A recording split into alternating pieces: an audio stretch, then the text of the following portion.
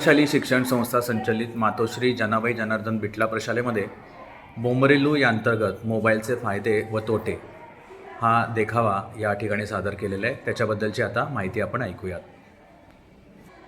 नमस्कार, माझे नाव श्रद्धा पुला। मी इयत्ता 9वीत शिकत आहे। आमच्या या बोंबरेलूचे नाव आहे मोबाईलचे फायदे व तोटे। आजचा युग हा माहिती तंत्रज्ञानाचा युग बनलेला आहे। आजच्या युगात आपल्या हातात असलेला मोबाईल फोन हा अतिशय महत्त्वाची भूमिका बजावत आहे। मोबाईल फोन हा आपल्या जीवनाचा एक भाग बनलेला आहे।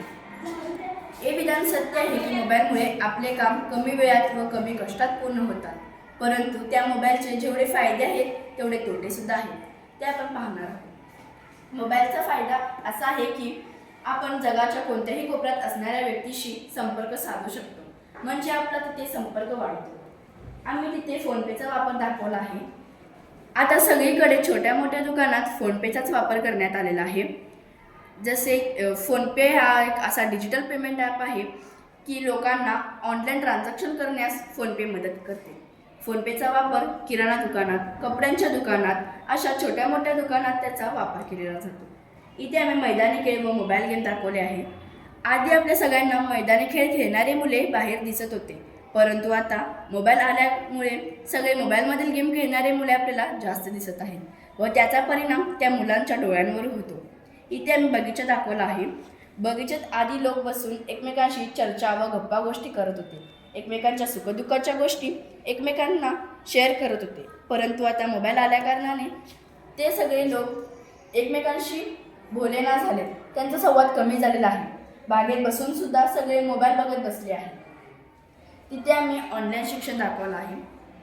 कोरोनाच्या कालावधीत शाळेतील सर्व मुले शिक्षण ऑनलाईनच घेतले होते, त्यामुळे त्यांना अनेक साधनांचा वापर करून शिकण्याची संधी मिळाली होती। इथे आम्ही मोबाईलमुळे तोटा झालेला दाखवला आहे, कारण ती पुस्तके बाजूला ठेवून मोबाईल बघत बसली आहे, त्यामुळे ती 10वी नापास झाली आणि अशी छोटी काम करत बसली आहे। तेच इथे ती मोबाईल बाजूला ठेवली आणि अभ्यास करत बसली आहे। तिला IAS ऑफिसर व्हायचं आहे व ती अभ्यास करून IAS ऑफिसर बनलेली आहे। आम्ही तिथे मोबाईल टॉवर दाखवला आहे। मोबाईल टॉवरपासून जे काही निघणारे इलेक्ट्रोमॅग्नेटिक विकिरण आहेत ते आपल्या शरीराला हानिकारक आहे व त्या मोबाईल टॉवरमुळे आजकाल आपल्याला चिमण्या बाहेर खूप दिसत नाही। तिथे आम्ही मोबाईल रेडिएशन दाखवलं आहे।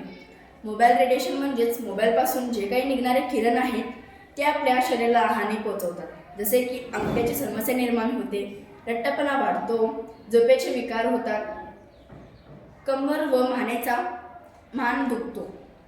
त्या मोबाईलमुळे आपल्याला असे काही रोग होतात। इथे आम्ही सायबर क्राईम दाखवला आहे, कारण आपल्या मोबाईलमध्ये जे काही ॲप्स आहेत त्या ॲप्सचा आपण अतिवापर व गैरवापर केल्याने आपल्याला त्या ॲप्सपासून गुन्हेसुद्धा होऊ शकते, जसे की लोकेशन। काही लोक लोकेशन शेअर केल्याने काही लोक आपला स्टँड ट्रॅक करून आपला पाठलाग करण्याचा प्रयत्न करतात।